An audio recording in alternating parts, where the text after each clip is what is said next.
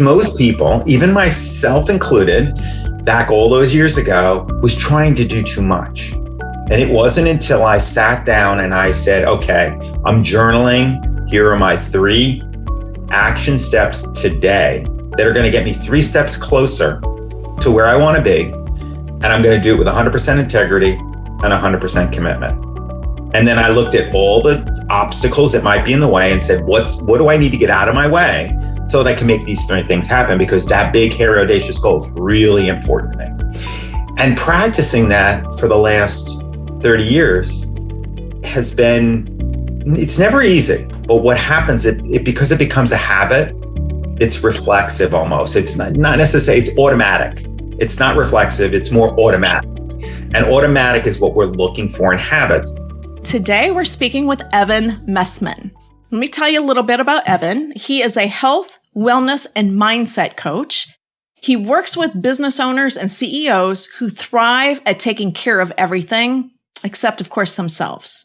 So Evan developed the B3 way of coaching that works to optimize your thinking, your eating, and living one healthy choice at a time. Evan, thank you for setting time aside for this today. Well, I'm so grateful for you asking me to come on board. Thank you so much. Well, Evan, one of the things that I'm really excited and looking forward to digging into is on the health side of things. So we want to get to that. But let's start like we do with most of these conversations. Just tell me about yourself as an entrepreneur. How did you come into becoming an entrepreneur? Did you always have that spirit, or was there a transition for you? Well, it's a great question. And just like everybody else, it's probably just a process. I started probably way back. I mean, I started many, many years ago, over 25 years ago. After I graduated college, I was an entrepreneur then, not knowing it, but I was working probably 3 different jobs trying to make ends meet. Then I finished my master's in clinical nutrition. I'm like, what am I going to do now? I got a job in a hospital, and across the street was a health club. Well, while I was going to school, because it's something that I love to do, is exercise. And so why pay for it?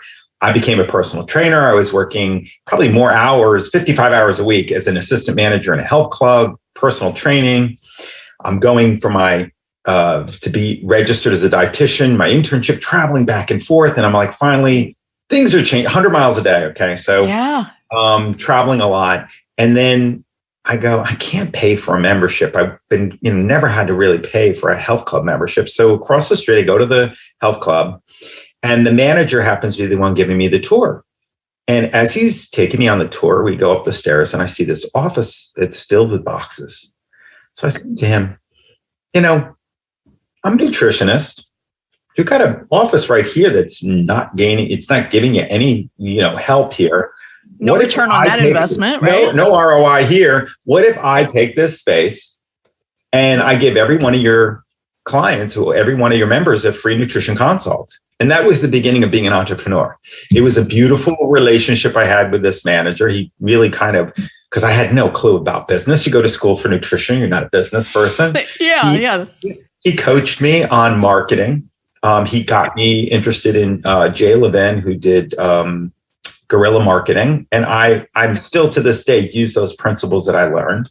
But I spent that time as an entrepreneur. But the funny thing is that I launched into corporate America with a pivot that was caused by the World Trade Center falling. It's because we were going public. A company that had recruited me was a startup. While I was working successfully in private practice, I got recruited by a startup that was a wellness program, a wellness product delivered via the internet. And long story short, we went public on September 11th, 2001, Cantor Fitzgerald. And I had to pivot because as an entrepreneur, I was doing great, loving it. I wanted to take my program as a nutritionist that I had developed myself to the masses. One-on-one was great. And I won on a little bit with I was doing a few wellness programs at different places around the city. But the real, I guess the real appeal was when I worked for a company, I could impact thousands with a wellness program. Well, that didn't happen. So as an entrepreneur, I pivoted away from that. I literally put it asleep for 20 years. But during those 20 years, I learned what sales was all about, sales process, management, then went into leadership at big companies. Like I worked at Roche initially. Then I went to a company that's been purchased by 3M. So big companies like these, and then another one, Convatec, and amazing things that I learned along the way. But coming back to being an entrepreneur, 20 years after I left it, has been a real incredible opportunity. It's been, and COVID afforded me that opportunity. Okay. So the first corporate opportunity you had that fell through on September 11th was one thing, but then did you end up in corporate with these other companies? Is that what you're saying? Okay. I ended up, even though it wasn't, I would still say I was an entrepreneur because I was a founder of that company. And I had 500,000 founder shares to work for a year. As an entrepreneur, you take risks. So I took a risk and said, okay, they didn't have money. So I said, well, I'll take founder shares. Give me some shares, which I did. But 500,000 of zero is still zero. Yeah. So you have to take risks. And I learned really how agile you need to be, and how building something from nothing, you have to really learn how to be creative and how to turn that creativity into something concrete. And how I learned how to also spin my wheels. In the beginning, you spend a lot of time building things, and you go back in hindsight and go, wow, if I had spent less time doing that, maybe I could have gotten to market faster. But it wasn't me that the company failed because the CEO burned through $4.1 million. Not because we didn't get the product finished. So it was a fascinating experience. I love having that opportunity to learn, working with great consultants like Elon Musk's mom. I worked with May Musk, and I worked with people like Tony Little, who sold $2 billion at the time. He had sold $2 billion worth of product on the internet. So we had people, and we had doctors, and we had psychologists, and 20 consultants that I was managing. So it was really an amazing opportunity to either fall flat on your face, which we didn't. I was able to build the assessment and the product. It was really something that when I look back now, 20 years later, prepared me for what I'm doing now. Okay.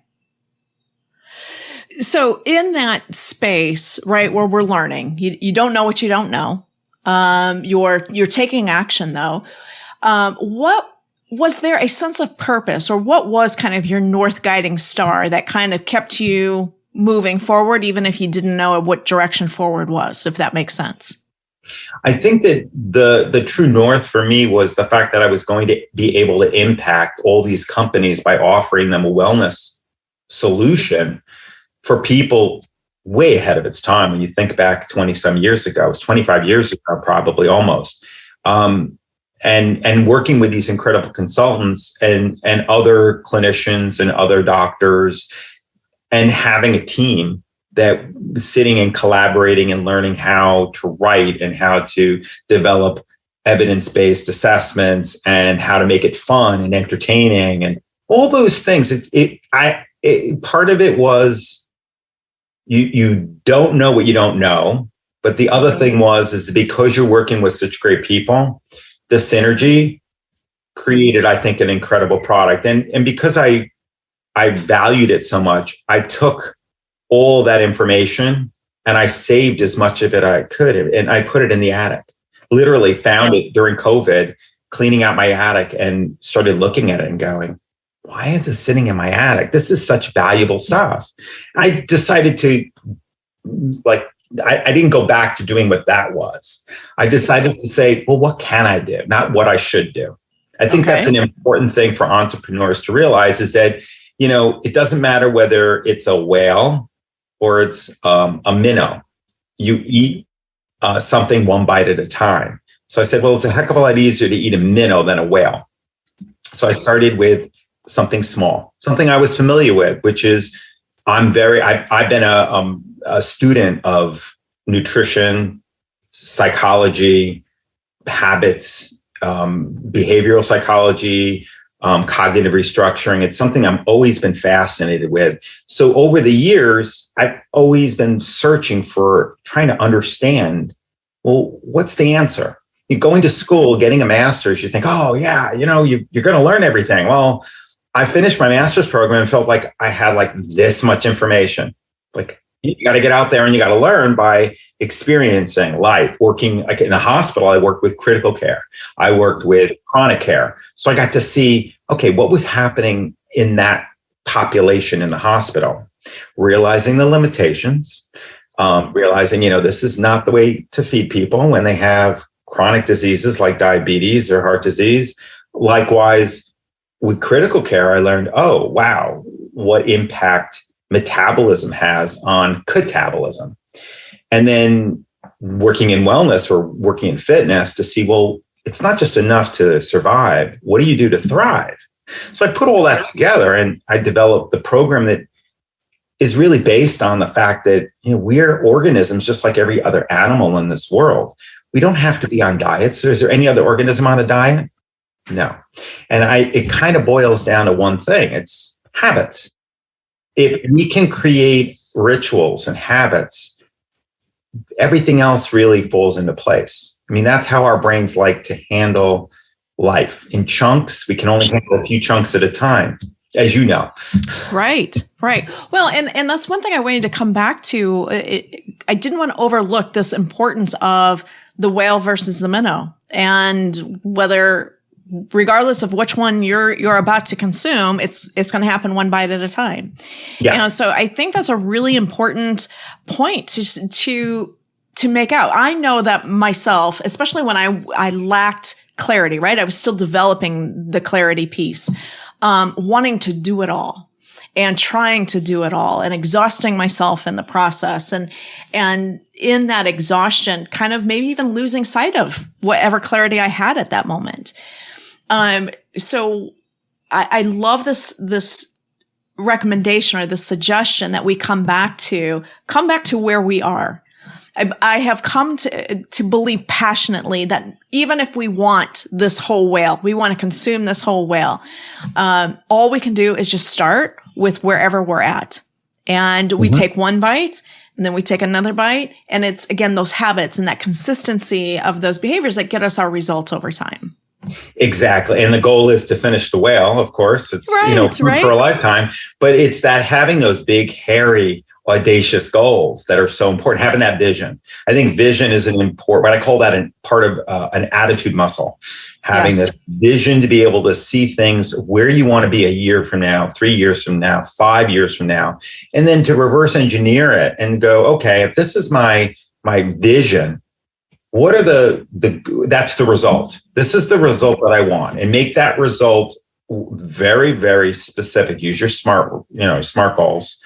But also I call them smarter, ER. I add ER to the end because they have to be enjoyable and they have to be rewarding so that they're connected to your why. Yes. Right? Because most people will say, I set goals, but I'm not feeling fulfilled. Well, if you start connecting to your why first, I mean, that's important. Have the intention that it's connected to your why, and then sit down and go, well, let's go now. Once we look at where you want to go, what's right in front of you? And sitting down and not just saying, well, what are the sub goals? What are the tasks? What are the subtasks?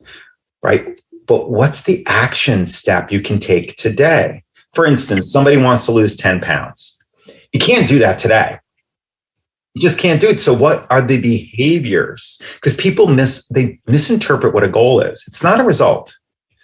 And a lot of times people will use that interchangeably. And when I was a dietitian, working as a president of my dietetic association many years ago, as a dietitian, we will show up and throw up because we are so overeducated. I had 7 years of schooling.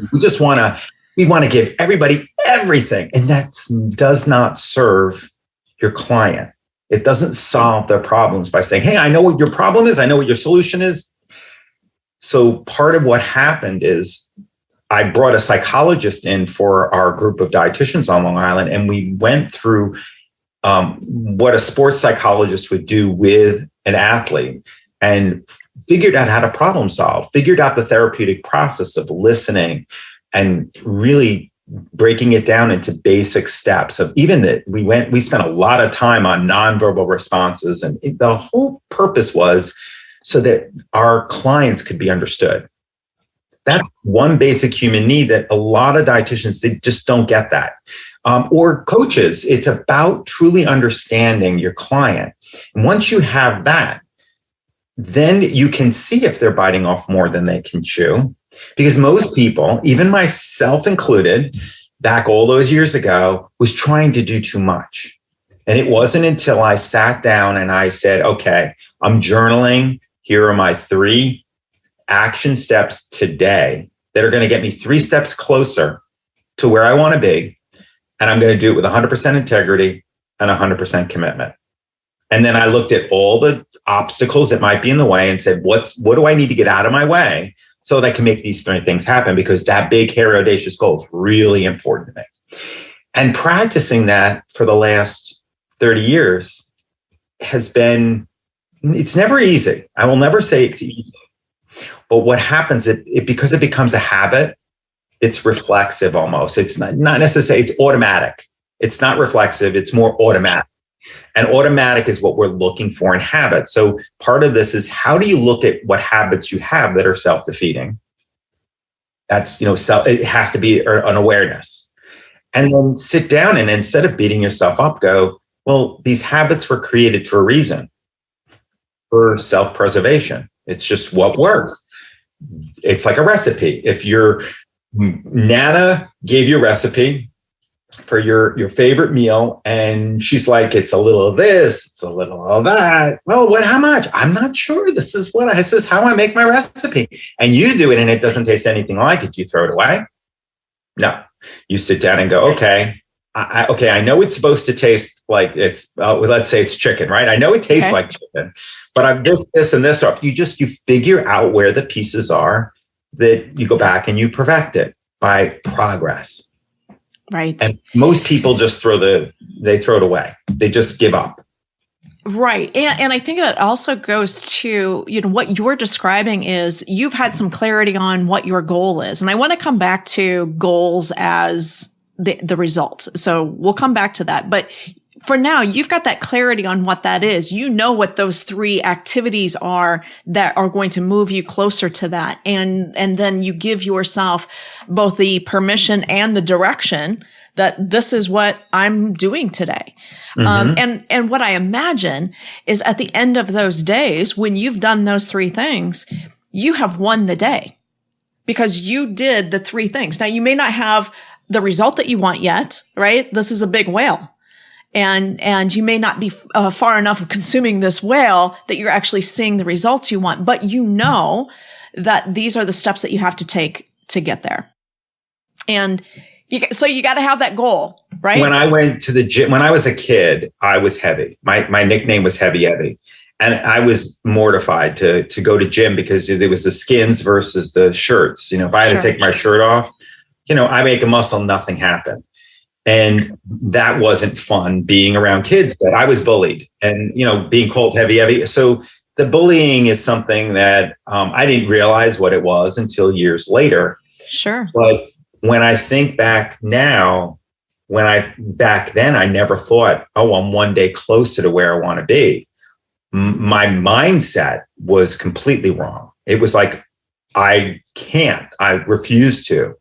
Versus when I finally started working out in the gym and started seeing results, and then it was that mindset of saying, wow, I'm one day closer to where I want to be. And I pick somebody in the club, in the health club, and go, yes, that person, that's what I want to look like a year from now. And there were people that you looked at it when you talked to them and you said, well, what are your goals? What have been your struggles? They are so tough on themselves. You look at them, put them on a pedestal, and they're tearing themselves apart. So we're all in this together. It's the human condition that the negative or the fear factor is what we're hardwired for, because that's just the way the brain is designed to protect ourselves. Exactly. Right? So unfortunately, we have to spend more time being conscious of being kinder to ourselves, to having a little self-empathy, And the self-care. That's why I think that self-care is so important today, is so many people, especially business owners and entrepreneurs, they'll be working to get up early and they're at the computer by like 7 o'clock in the morning, if not earlier. And they're working till 1 o'clock in the morning till they're, lying with their head on the desk. That is not sustainable. But when is it ever sustainable? Why would they ever choose that? Because of that inner critic saying, you're not working hard enough. You're not doing enough. And it's because of that lack of clarity that you mentioned that's wasting the time of doing more. It's not doing more. It's doing more better on less things. Exactly. Yeah. So come back to that idea about a goal. I think you defined it as the end result. Well, people use the word goal and results interchangeably when what I was taught by this psychologist all those years ago is that a goal is a goal. It's something that's something you want to do. But think about a result first. And the result, let's say you want to lose 20 pounds, the goal is get you the result. So let's say I want to lose 20 pounds. So the goal is to have a healthier eating plan, right? But now if you want to make it a smarter goal, it's about having a healthier eating plan that gets me less calories than I burn at least 6 out of 7 days, right? Or even more specific, that I can have that calorie deficit of 500 calories a day or more so that I can achieve that result, right? The result that you want. When you figure out what the result is, then you can focus on, well, what does the goal need to be? But then there's the objectives, the tasks, and the action steps. And I keep it simple by just saying, well, what is the behaviors that, based on everything we talked about in our session today, what are 3 behaviors that you could do this week, that you can do, not should do, but can do with 100% commitment and 100% integrity? It's a private victory for you, not for me, but for you. Don't do it for me. Exactly. And that is really when I say, okay, let's make it smaller. Smaller. Yeah, smaller. Make it so tiny that motivation never gets part of the equation. Never becomes part of the equation because motivation is not dependable. Right. Which is, right? Think about Thanksgiving. Is anyone motivated to be on a diet in Thanksgiving? I mean, there are a few people that do great. Sure. No matter what. But what about on New Year's Day? There are a lot of people that are thinking about New Year's resolutions. So I look at it from that perspective, that the people who are most successful, motivation's an important component, but motivation is not what makes them successful. It's regardless of whether they're motivated or not. It's their commitment, the grit, the rigor, that persistence, day in, day out, week in, week out. It's the habits that really break you. And it's the ordinary, simple things you do every day that leads to extraordinary results. I love this because, again, I think that, especially when we're unclear, and I do want to come back to that in a minute here, but when we're unclear about what we're trying to create in this world, we're just looking to create something. And then from that experience, is that what I wanted? No, maybe not, right? And then we're on to the next thing, the next shiny object, right? Maybe this is going to be making me feel the way that I want to feel. And I think that goes back to this goal. So as you're describing, the goal is not necessary. It is a result, but it's not the goal. I think of Simon Sinek's book, The Infinite Game. And, my version of that message is that, we have these goals and mission, maybe as a mission is a better word for that, right? That's bigger, a vision, right? Exactly. That's bigger than we are. It's that whale. It should be so big that I can't possibly imagine what I'm going to have to do between here and there to get there. And I think that what I've noticed is that when that's clarity on that vision, on what that mission is. And again, we don't know how, we don't know the what's, we don't know the how's, but we do know the next step. We know to call somebody and say, hey, this is my mission. This is my vision. This is what I'm working on. Who do you know that might be able to help me move in this direction? I mean, that could be that small step. And so I want to also come back to this idea of the small step. And I want to applaud this because, again, even in my own experiences, I've learned to lean into the phrase, anything worth doing well is worth doing poorly. So I used to be one of those like, well, I'm not going to do this if I can't. I'm not going to run a marathon unless I can just walk out today and run a marathon and call it good. Right. And so for me, again, that was the big whale. How do I now take that big whale and break it down into small things that I cannot possibly fail at? So when I started working out, I have psoriasis, and the psoriasis gets into my joints and my muscles, and movement is really stiff. And so I know that I need to move in order to keep things moving. And that's the last thing I want to do, right? It hurts to move. Exactly. Yeah. So my husband got excited about the Peloton a few years ago, and it's like, this is what we need to do. And I didn't say no, but I really wasn't also on board with this. But here it is. Here's this Peloton. I know I need to move. It hurts. And so I told myself all I had to do was sit on that bike. That's all I had to do. The first week, just go and sit on the bike. And so I made it so easy. I could not possibly fail at going and sitting on the bike. And then, of course, what happens when I sit on the bike? Well, I'm not just going to sit here. I mean, at least pedal, right? Yeah. And so then I start pedaling a little bit. Well, this isn't as hard as I thought. Well, maybe there's something here that I can do, right? And so that is my example that I come back to of make it so small that you cannot possibly fail, because that is going to lead you to the next step. I love the example. It's great. It's so true. I use the BJ Fogg method of behavior modification, where you find an anchor behavior, you attach a new behavior to it. Because if you already have a behavior like you're brushing your teeth is something that, is usually non-negotiable for many people. There are some people I know that maybe not, but doesn't matter whether they're on vacation or whether they're, it's a weekend or a weekday, they're going to brush their teeth regardless of what time of the when they wake up in the morning. That's an anchor behavior. That's the best way to create a new habit, is to add it to an anchor behavior. And then you start with, like you just said, for somebody, let's say, wants to start running a marathon, you just put your running sneakers on. Yes. Yeah. 30 seconds, a commitment of 30 seconds. And what I end up doing with people is I say, can you give me a 5-minute commitment when it comes to exercise with my clients? Like, well, if you can't give me 5 minutes, I can't help you. Right. Just 5 minutes. That's all I need. 5 minutes to get you sneakers on, right? I'm giving you 5 minutes. And you, however long it takes you to get your sneakers on and go to the mailbox and back. And they look at me like I'm crazy. But that 5 minutes becomes 3 miles. To some people came 10 miles, but some people became marathon training.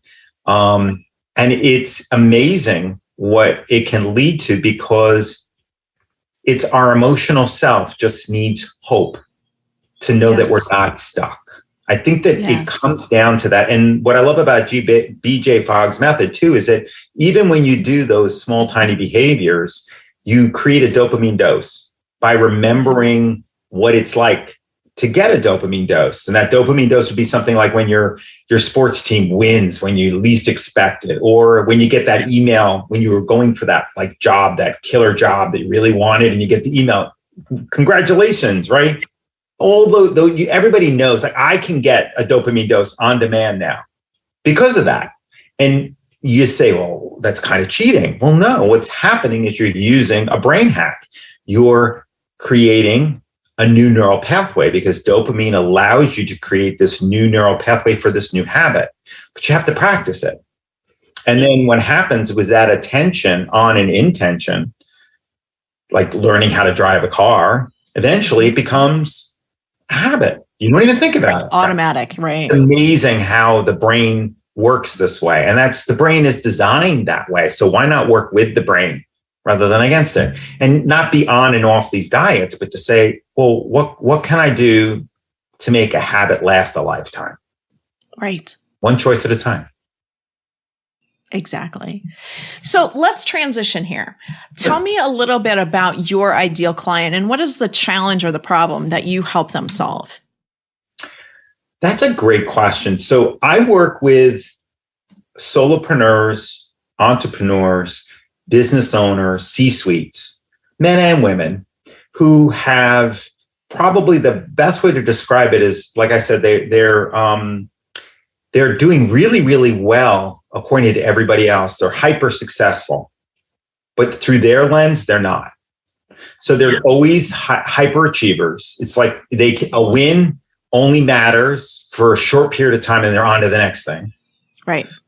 But they can't look in the mirror and they can't judge themselves. They could never look at themselves naked. They're like, oh my God, no. And they ignore a pound gain, 2 pounds, 10 pounds. And before you know it, they've gotten to this point where it's just now they're in complete denial, not knowing what to do.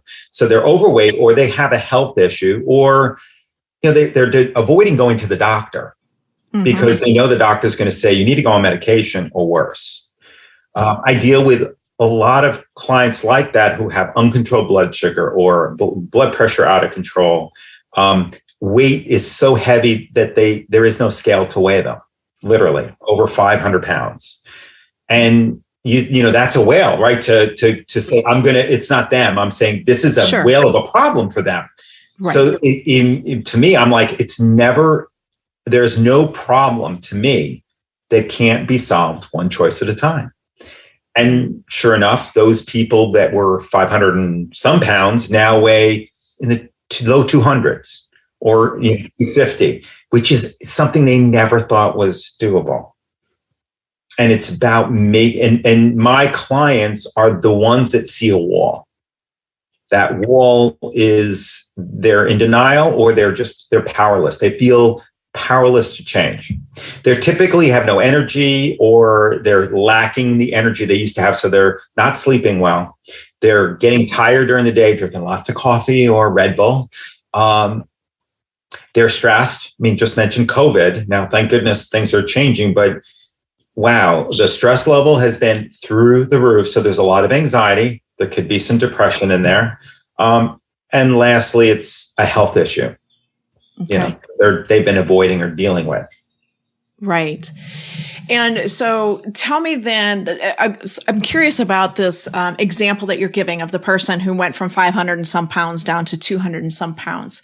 What are they saying to you in terms of what does that mean to them to be able to make that kind of a change? Well, first, it's a transformation. That whole B3 way of coaching, it's first allowing them to be able to see themselves where they want to be. Okay. They don't have that skill set. I actually had a client, now that I came back to it after 20 years, they came back to me after 20 some years of counseling him, and he had lost 250 pounds, but he gained about 50 pounds back, but he wants to take it back down even more. And he called me and said, I'm ready to get started again. I'm like, great. But the thing that got him was he's had some health issues where he can't walk his dog, he can't play golf. And that was challenging for him. And think about the person who loved golf. And this 6'3" big guy who's got these little chihuahuas, miniature chihuahuas. Oh my God. He can't even walk that. He's like, because of his issue. I said, just because somebody told you that you can't, does that mean you can't ever play golf? I said, I planted that seed in his mind and saying, if you think you can, you can. If you think you can't, you're stuck. That's mine. Not you think you can't, you're right. I think if you think you can't, you're stuck. So just let's focus on the possibilities. Maybe you won't play golf the way you did before the injury. And sure enough, that week, even though he didn't believe in it, he took out his golf club and he started to process it. He started to think about the possibilities. Like, I tried to swing that golf club, but I knew that I would fall flat on my butt I'm like, but you took it out. That's right. You started to think about it's a possibility. And that to me is the most satisfying, most gratifying thing, that I can help people reach their dreams when they think that it's not doable. When somebody comes to me that is totally out of control with diabetes and they're really risking killing themselves. And now they had an A1C as a way of measuring blood sugar over a 3-month period. And 14 is like 4 or 5 times what it should be. So instead of being at 100 to 110, theirs was in the 400s, their blood sugar, which is dangerously high. Yeah. And she didn't tell me this when we first started. She finally confided with me like the second week. Oh, by the way, I happen to have, diabetes. I said, that's important to know. But now her A1Cs are below 6, which means her blood sugars are very close to normal. Okay. But now we created a new reality for us. It's okay. You lost 44 pounds. You got to wear that dress, that dream dress for your daughter's wedding, which it's good to have a goal like that. But amazing that she was able to do that and getting all that accolades from everybody. But she's now getting her blood sugar. She thinks the new normal, okay, I can get 130, 140. I said, no. Now we're going to shoot for new, more audacious goals, right? Yes. And get to the next, because her next daughter just said she's getting married. I said, so now we've got a new dress to shoot for, a new weight loss. And it's amazing when you give people permission to dream, amazing things happen. That's really, I guess, part of what I love most about what I do. My superpower, I like to say, is I see all the possibilities when people don't. And then giving them that permission to see that and reach for those dreams, it's amazing. It is amazing. And to have someone like you walking beside them, right, as that guide. Because I believe that these kinds of changes probably won't happen if we just leave ourselves to our own devices. I'm an example of it. Yeah. I mean, I needed help when I was younger. Now, I happened to find, it wasn't a coach, but it was somebody who was a cousin who coached me. Okay. Just by giving me, like, the next time I see you, I want you as thin as a rail and as hard as a rock. You punch me in the belly. And I'm like, but that he could say that he could see that I could do it. Yes. Was what I needed. That was the first thing. And then I ended up getting a booklet that was written by the American Heart Association, probably by a dietitian, and it was 50 ways to leave your blubber. Which I just happen to remember. And it was my Bible. I read through it, and it was all on behavior changes. And I took behavior changes, instead of sitting down and eating a whole pint of ice cream, I knew that the most important spoon was the first and the last. So I had one spoonful, enjoyed it, really enjoyed it, being present. I didn't know what that was back then, mindful, and the last. So I had 2, but I made it, because think about it, when you get a bowl of ice cream, if you measured your pleasure principle, how pleasurable each spoonful was, that first one is really high up. And research supports this now, but back then we didn't have the research 30 years ago, 40 years ago. Now the research is there, but think about all those spoonfuls in between don't mean anything. So why would you wait? My mother used to say this as I was losing my weight. She's like, she would listen to me, and she ended up losing like 15 pounds while I lost 50. And she's like, nothing tastes as good as thin feels. And that was her mantra. And it was funny that if you change, you reframe it. You don't need to change your circumstances. You need to reframe it and look at the opportunity to say, well, I want a relationship with my ice cream. Right. I want to be able to have it, but I want to find out how to have a healthier relationship with it so that it doesn't hurt me.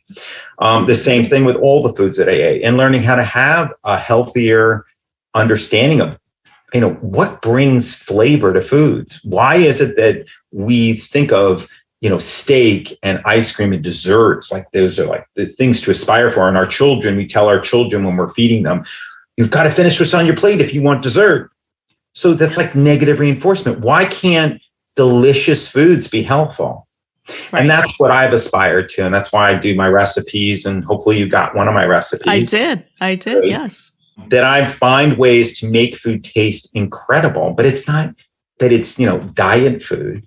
It's right? It's learning how to eat colorful foods. It's learning how to eat balanced and learning how there are basic principles, learning how to eat more olive oil, have more olive oil, extra virgin olive oil, eat more colorful vegetables, and be more plant-based in your diets. But it doesn't mean you can't eat the foods you love.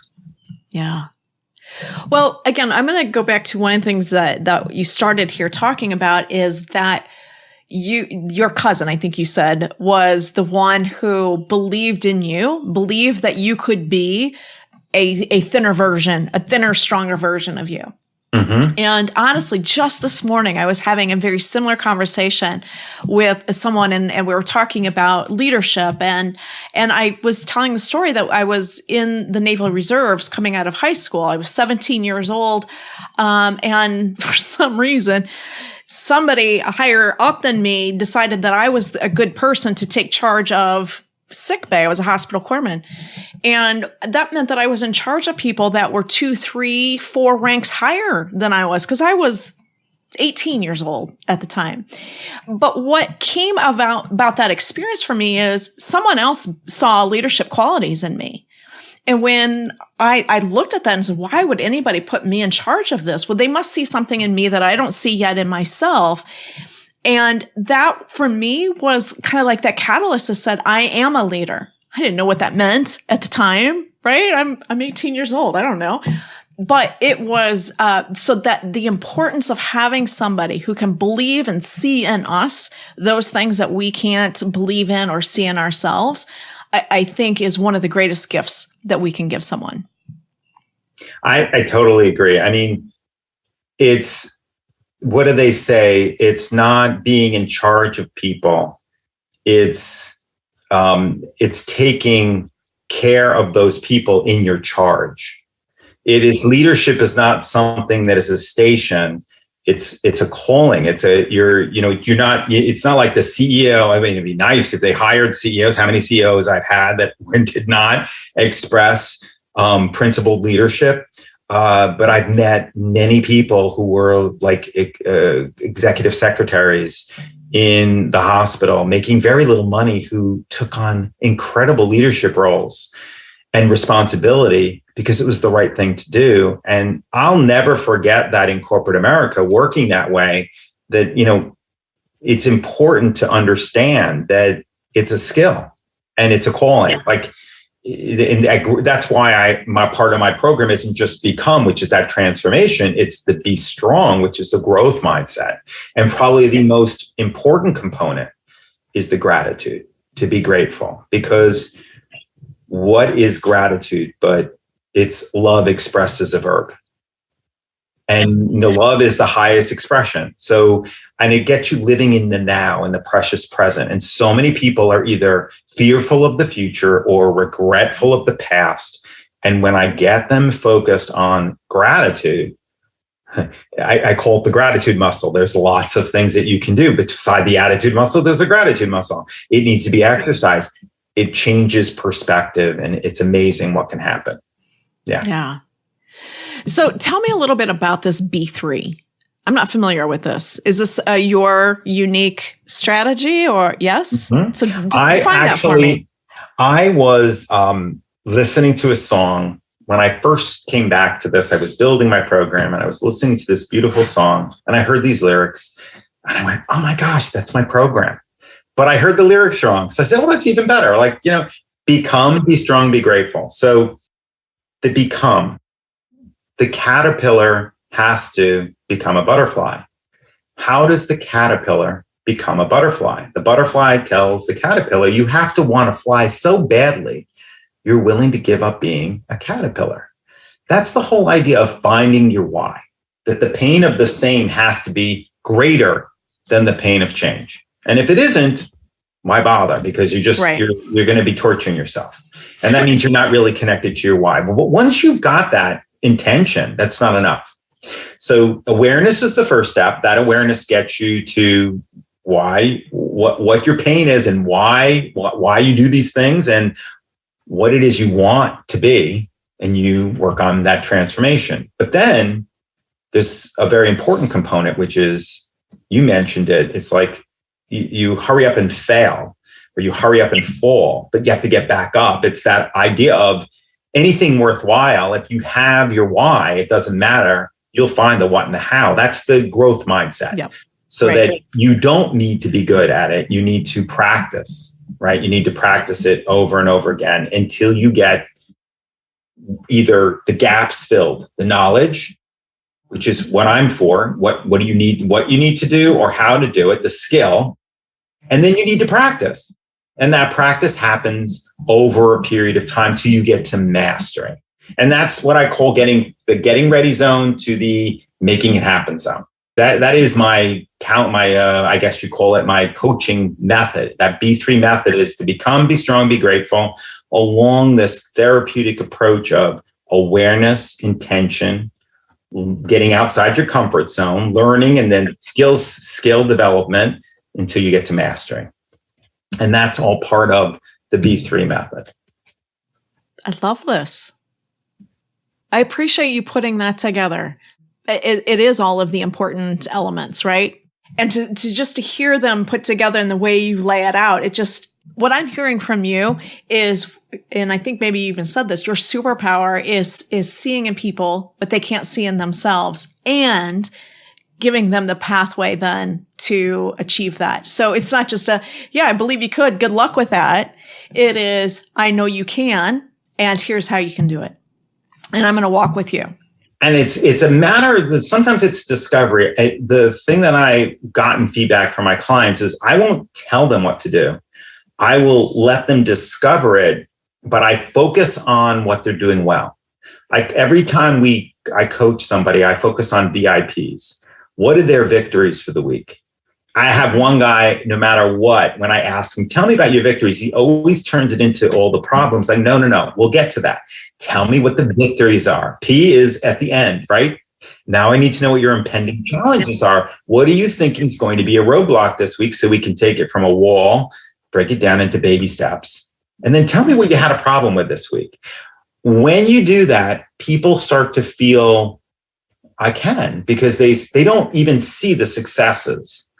Wow, really? Yeah, I did do that. You're right. And I think it gives people hope that it's about getting unstuck.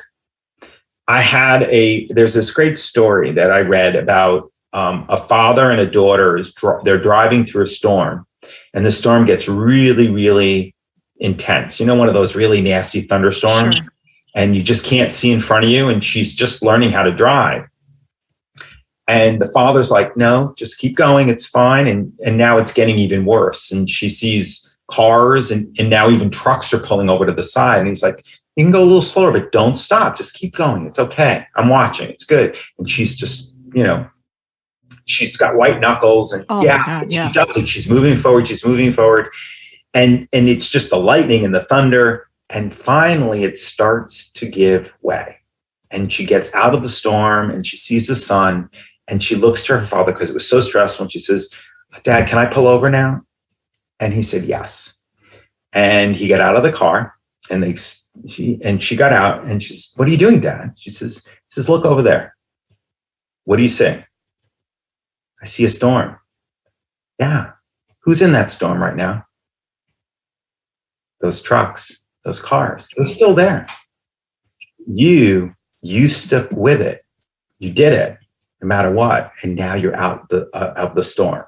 And that's the most incredible explanation to me of what being strong means, because sometimes you need someone to hold your hand along the way, but you can't be told it's going to, you have to experience it. And she did, and she learned from it. And people don't realize in life that these things happen all the time.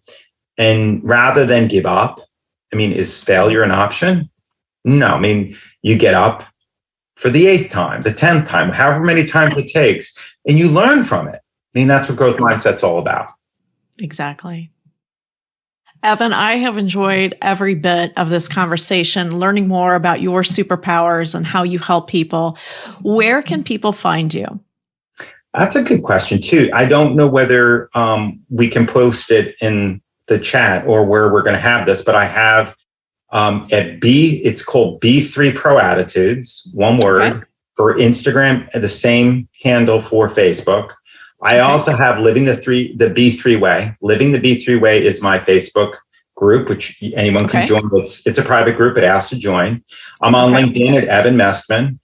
And for everybody that's listening, I'm willing to offer what I call my Jumpstart Program, which I can offer the link for that. It is a way to bypass motivation because remember, motivation's fickle. Motivation is not dependable. So how can you make lasting changes for the rest of your lifetime? It's by doing the Jumpstart Program. It's getting you started. Love it. All right. So for the listener, all of these links will be in the description for our conversation today. So find them there. Check out his Jumpstart Program. If you have any questions about your own motivation, even if you think you are motivated, I'm guessing there's still plenty that you could learn from Evan's content here. And I have a website too, ProAttitudes.com. I forgot to mention the website, but that's fine. Thank you. All right. It was really a pleasure. I love talking to you. You're such a pleasure. Thank you for what you do.